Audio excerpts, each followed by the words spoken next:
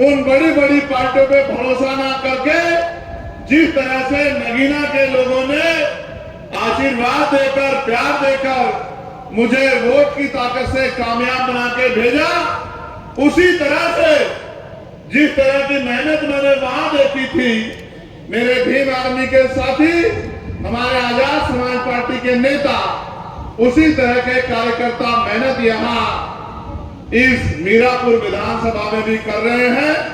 मेरा विश्वास है जिस दिन चुनाव अनाउंस होगा और वोट पड़ेंगे और परिणाम आएगा, मैं संकल्पित हूं इस मिट्टी के आशीर्वाद से कि मीरापुर विधानसभा हम लोग कम से कम 20,000 वोटों से जीत के जाएंगे। इस बात का मुझे भरोसा।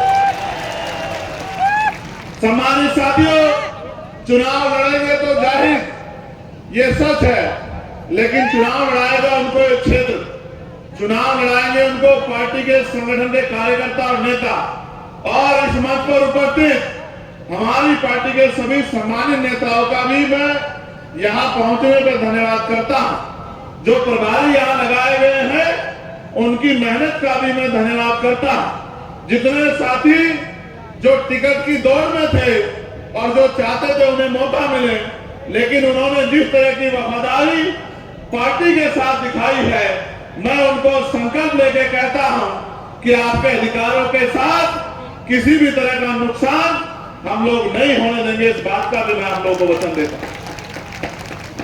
जाहिद भाई का चुनाव निर्णय इसी बात पे हुआ कि उनका ना कोई क्षेत्र में कोई विवाद है और ना ही अपवाद है। वो निर्विवाद व्यक्ति हैं और पहली बार चुनाव के मैदान में आए हैं और उनके साथियों ने जिस तरह से पार्टी के प्रति सम्मान का भाव प्रकट करते हुए उनके हाथ मजबूत करने का काम किया। मैं भाई जाहिद से भी ये कहूंगा, उनके परिवार से भी ये कहूंगा कि उनको इन साथियों को साथ लेकर चलना, इनकी बात को मजबूत करना है, इनकी बात को कभी कमजोर नहीं पड़ने देना है। और जिस तरह से मंडल के, प्रदेश कमेटी के और जिले के संगठन ने हाथों हाथ मेरी बात को मजबूत करने का काम किया, उसके लिए भी मैं उनका कोटि कोटि धन्यवाद करता हूं। सम्मानित साथियों, मानव काशीराम साहब जिनका आज परिनिर्वाण दिवस है, उनके बहुत सारे लक्ष्य और सपने थे। लक्ष्य उन्होंने निर्धारण किए और लक्ष्य लगभग उन्होंने पूरे किए, लेकिन एक लक्ष्य उनका अधूरा रह गया। वो लक्ष्य ये था जिसका मैंने सबसे पहले जिक्र किया कि एक दिन ऐसा आएगा कि बाबा साहब अम्बेडकर के बच्चे, इस विचारधारा को मानने वाले लोग देश की सर्वोच्च कुर्सी में बैठेंगे। उनकी औलाद होने के नाते, उनके अनुयायी होने के नाते मेरी, आपकी, हम सबकी ये जिम्मेदारी बैठती है कि हम उनके अधूरे सपने को पूरा करें। करना चाहिए नहीं करना चाहिए बताओ?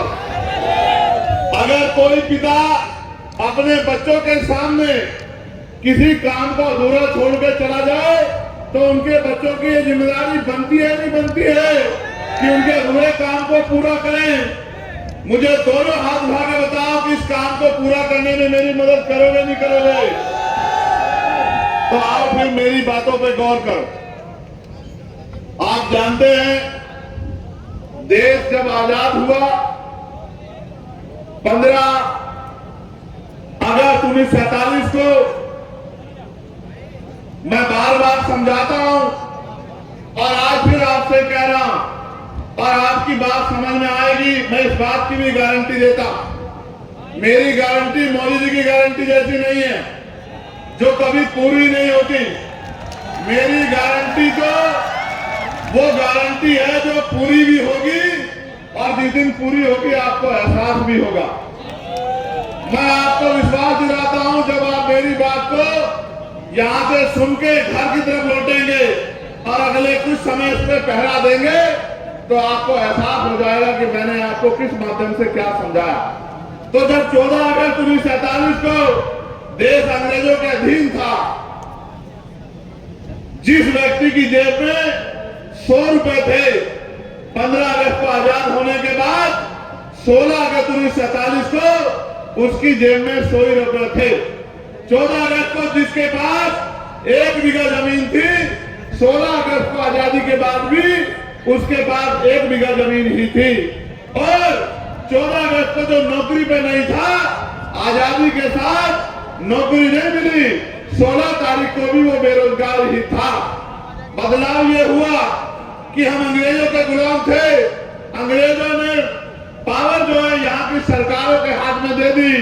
अंतरिम सरकार पंडित जवाहरलाल नेहरू जी के नेतृत्व में बनी, लेकिन असली आजादी किसान मेरे नौजवानों को तब मिली जब इस देश में 26 जनवरी 1950 को बाबा साहब अम्बेडकर का संविधान लागू हुआ। उस संविधान से क्या परिवर्तन हुआ? उस संविधान से परिवर्तन हुआ कि सभी लोग इस देश में बराबर होंगे। जो गैर बराबरी है, लोकतांत्रिक व्यवस्था उस गैर बराबरी को खत्म करने का काम करेगी। कैसे? जिसके पास जमीन नहीं है, सरकारें बनने के बाद उनको जमीन देके जो है उनको इस गैर बराबरी से मुक्ति दिलाई जाएगी। जो पढ़े लिखे लोग हैं उनको रोजगार दिलाने का काम किया जाएगा।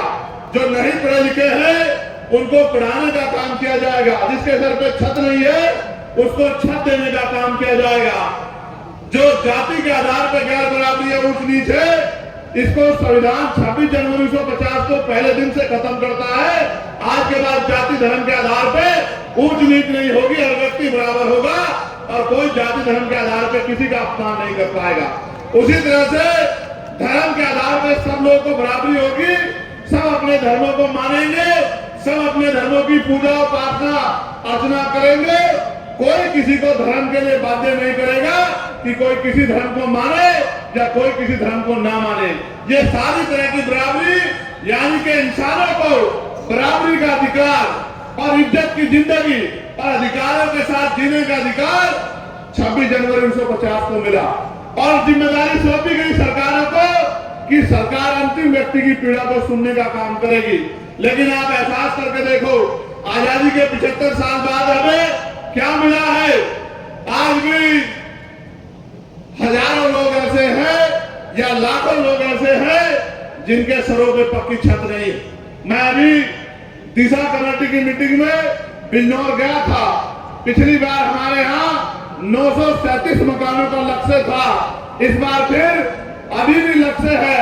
मैंने बैठते ही ये कहा कि जिलाधिकारी महोदय, अगर मेरे लोकसभा क्षेत्र में एक भी घर ऐसा होगा जो कच्चा होगा, जिनके सर पे छत नहीं होगी, तो ये बिल्कुल किसी कीमत पे स्वीकार नहीं किया जाएगा। आप डाटा बनाइए, व्यवस्था कीजिए। मुझे प्राइम मिनिस्टर के पास जाना पड़ेगा, किसी और मिनिस्टर के पास जाना पड़ेगा, मैं जाऊंगा और कोशिश करूंगा जो वोट की ताकत जगीना के लोगों ने मुझे दी है, उस वोट से उनकी पीड़ा को हरने का काम करूंगा। तमाम डिपार्टमेंट के अधिकारी थे, मैंने उनसे भी कहा कि बिजली विभाग के जो कर्मचारी है, ये जो लूट मचा रखी है कि अगर 5,000 का बिल होगा गरीब का तो उसका कनेक्शन काट दोगे, उसकी कुर्की डाल दोगे और पूंजीपतियों के लाखों करोड़ रुपए भाजपा की सरकार ने माफ किए हैं। इनको दिन के आगे कमजोर पड़ जाते हो और गरीबों को पीटने का काम करते हो। किसानों को बिजली का बिल न देने पर उनके कनेक्शन काटने का काम करते हो। मेरी लोकसभा क्षेत्र में अगर कोई कर्मचारी किसी गरीब को इस नियत से कि मुझे उससे कुछ पैसे लूटने हैं, ये लूट खसोट का काम करेगा तो उसको किसी कीमत पे बर्दाश्त नहीं किया जाएगा। ऐसे कर्मचारियों पे कार्रवाई करने का काम आपको करना पड़ेगा। और उन्होंने मुझे आश्वासन दिया कि सांसद साहब, मैं विश्वास दिलाता हूं, एक भी घटना ऐसी पाई जाएगी तो उन पे कार्रवाई होगी। ये आपका क्षेत्र है। 75 साल बाद क्या मिला? पढ़े लिखे नौजवान बैठे हैं, बताओ नौकरी मिल रही है? मिल रही है? तो फिर सरकारें किस लिए? पढ़ी लिखी हमारी बेटियां परेशान हैं, हमारे बीएड के बीटीसी के बच्चे परेशान हैं, भर्तियां नहीं आ रही। 69,000 शिक्षक भर्ती में घोटाला हो गया। 20,000 पदों पे आज तक मैंने आंदोलन किया था, 6,000 आठों के दिलाने काम किया था, फिर उसमें रोक ली, फिर हाईकोर्ट से उसमें ऑर्डर हो गया, फिर सुप्रीम कोर्ट चला गया। ऐसे ही वो बच्चे सड़कों पे परेशान घूम रहे हैं। आपके सामने सब कुछ हो रहा है। कोई भर्ती आती है पुलिस की, अभी आई थी, भर्ती में घोटाला हो गया, पेपर लीक हो गया, फिर मैंने मांग उठाई, दोबारा लेटर लिखा, फिर उसका पेपर दोबारा हुआ, अब पता लगता है कब उनको नौकरी मिलेगी। आप ये देखो मिल क्या रहा है, यहाँ क्षेत्रीय किसान, ये हमारा गन्ना बाहुल्य बेल्ट है, गन्ना की फसल के जो है ना तो दाम किसान तय कर पाता है और ना मिले समय पे पैसा देती है। आपने जिनको एमएलए बना के भेजा है, एमपी बना के भेजा है, वो पता नहीं क्या करेंगे। मैं आपको विश्वास दिलाता हूँ किसान भाइयों, अगर आपने मेरे हाथों को मजबूत करा और भाई जाहिद को जो है ताकत देने का काम करी, जो मिल पैसा नहीं देगी उस मिल पे ताला लगा दिया जाएगा जब तक आपके पैसे नहीं मिलेंगे। मेरी बात को याद रखना। और आप जानते हैं मेरे यहाँ भिलाई मिल के लोग देरी कर रहे थे, मैंने परसों जब मीटिंग हुई तो जिलाधिकारी से कहा कि भिलाई मिल वालों को बिठा के समझा देना, मुझे उनसे कुछ नहीं चाहिए, लेकिन अगर किसानों को पैसे नहीं मिलेंगे तो मिल नहीं चलेगी। इस मिल पे ताला लगाने का काम यहाँ का मौजूदा सांसद करेगा, इस बात को आप ध्यान रखना। इसलिए मैं आपसे कह रहा हूँ, मेरे मन में तो बहुत सपने हैं और सपने ये सुनो कि कुटीर उद्योग लगने चाहिए और ग्रामीण क्षेत्रों में महिलाओं को रोजगार मिलना चाहिए। मैं तो बहुत बचपन से देख रहा हूँ, मेरी माँ पशुओं पालती है और पशुओं का दूध बेच बेच के अपने बच्चों को पालने का काम करती है। पूरी जिंदगी उनकी इसी में बीत जाती है, या वो कोल्हू पे काम करती है, या वो भट्टों पे काम करती है, या फैक्ट्रियों में जाकर सर पे ईंटें उठाती है। आज तक भी देश में महिलाओं को सम्मान की जिंदगी दिलाने का काम सरकारों ने नहीं किया।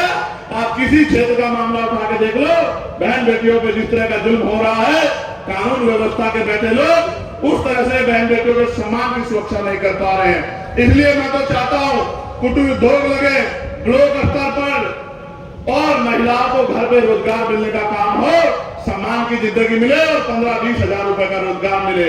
और जो पढ़े लिखे नौजवान है उनको अगर सरकार नौकरी नहीं दे सकती तो जब तक वो बेरोजगार है बेरोजगारी भत्ता दिलाने का काम करे और साथ साथ इंडस्ट्रियल एरिया लग के उद्योग धंधे लग के हजारों नौजवानों को जिलों में नौकरी मिलने का काम हो। जिन माँ बाप ने अपना पेट काट के जो है उनको पढ़ाने का काम किया, इस उम्मीद से कल मेरी लाठी बनेगा, उन माँ बाप को भी कुछ सुकून मिले। मैं तो गरीब परिवार से आता हूं और हमारे नेता बैठे हैं, मैं कहूंगा कि वो गौर करें। ये आपकी जिंदगी का मामला है, बताना मैं झूठ तो नहीं बोल रहा हूं। आज गरीबी का आलम यह है कि बेटा पिता के सामने हाथ फैलाकर कहता है कि मुझे सामान चाहिए, और बाप चाहता है कि अपना दिल निकाल के दे दे अपने बच्चे के लिए, लेकिन जेब में पैसे नहीं होते तो आंख में आंसू लेके चला जाता है, नहीं चला जाता। बताओ, मैं झूठ तो नहीं कह रहा हूं, ये सच है नहीं है, बताओ। तो इस देश में जो अमीरी और गरीबी की खाई खड़ी कर दी है, इस खाई को पाटने के लिए लोकतांत्रिक व्यवस्था में इन निकम्मी सरकारों को हटा के काम करने वाले लोगों को आपको बिठाना पड़ेगा। और जिस दिन काम करने वाले लोग आ गए, मैं लिख के देता हूं कि किसी गरीब का हाथ फैलेगा नहीं, वो गरीब का इतना सक्षम होगा कि वो किसी दूसरे की मदद कर सके। जो पॉलिसी हमारी मैंने पार्लियामेंट में भी उठाई, आपने सुना भी होगा, और मैं आपको कहता हूं, बताना किसने पॉलिसी दी है क्या, कि एजुकेशन पॉलिसी ऐसी होनी चाहिए कि चाहे प्राइम मिनिस्टर का बेटा हो या राष्ट्रपति का या मुख्यमंत्री का या केंद्रीय मंत्री का या स्टेट मिनिस्टरों का या डीएम का, एसएसपी का, सीओ का, दरोगा जी का या गांव के सरपंच का, जिला पंचायत का या आम मजदूर किसान का बेटा, सबकी पढ़ाई सरकारी स्कूल में होनी चाहिए। होनी चाहिए, बताओ क्यों होनी चाहिए? सुनो, अमीर को पढ़ा देंगे प्राइवेट में, गरीब कहां पढ़ाएगा? कहां पढ़ाएगा? सरकारी में। और सरकारी में मास्टर कहां है और पढ़ाई कहां हो रही है? सरकारी में। आप बताओ। और अगर सरकारी में पढ़ाई लानी है तो फिर जिलाधिकारी के बेटे को पढ़ाओ, एसएसपी के बेटे को पढ़ाओ, मंत्री के बेटे को पढ़ाओ, विधायक के बेटे को पढ़ाओ, क्योंकि कानून वो बनाते हैं, कानून को वो लागू कराते हैं। जब उनके बच्चों को अच्छी पढ़ाई मिलने की बारी आएगी तो गरीब किसान मजदूर के बच्चे को भी अच्छी पढ़ाई मिलेगी। और जो जेब कटाई होती है इस नाम पर प्राइवेट स्कूलों में, वो जेब कटाई बंद हो जाएगी। मैंने कहा पार्लियामेंट में कि हेल्थ पॉलिसी ऐसी होनी चाहिए कि गरीब को भी बेहतर से बेहतर इलाज मिलेगा। कैसे? अमीर तो प्राइवेट में चला जाएगा, गरीब कहां जाएगा? बताओ कहां जाएगा? तो मैंने कहा कि सरकारी अस्पताल में सुविधा तब आएगी, डॉक्टर तब मिलेगा, मशीनें तब होंगी, टेस्ट तब होंगे, दवाइयां तब मिलेंगी जब जिलाधिकारी का बेटा, उप जिलाधिकारी का बेटा, बीडीओ का बेटा, सीडीओ का बेटा, जब विधायक का बेटा, मंत्री का बेटा और खुद बीमार होने पे ये सब लोग, उनके परिवार के लोग, और मुख्यमंत्री हो, उप मुख्यमंत्री हो, या मिनिस्टर हो, या प्रमुख सचिव हो, या डीजीपी हो, जितने भी अधिकारी कर्मचारी हैं, जितने नेता संवैधानिक पदों पर सरकारी मान्यता लेते हैं, गांव के सरपंच से लेके और राष्ट्र तक सबका इलाज सरकारी अस्पताल में होना चाहिए। जब एक बेड पे किसान लेटा होगा और दूसरे बेड पे जिले के जिलाधिकारी लेटे होंगे या एसएसपी लेटे होंगे, बताओ अच्छा इलाज होगा नहीं होगा? आप बताओ, बताओ होगा नहीं होगा? बताओ। और आज जो प्राइवेट में जाके जेब कटाई होती है, बंद होगी नहीं होगी? आपके जीवन में बदलाव होगा नहीं होगा? तो मैं तो कोशिश करता कि ऐसी पॉलिसियां बने। मैंने एक मांग उठाई थी 29 जुलाई को, आप ऑन रिकॉर्ड पढ़ लेना कि पार्लियामेंट में जाने के बाद हमने क्या प्रयास किए हैं। मैंने मांग उठाई थी कि न्यूनतम वेतन 700 रुपए होना चाहिए। 300-400 रुपए की मजदूरी में गरीब अपने बच्चों का पेट नहीं पाल सकता, महंगाई इतनी बढ़ गई है।